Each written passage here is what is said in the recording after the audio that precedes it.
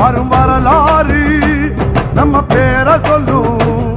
இனி வருங்காலம் நம்ம வாழ சொல்லும். எந்த திசையெல்லாம் நம்ம வீரம் சொல்லும்.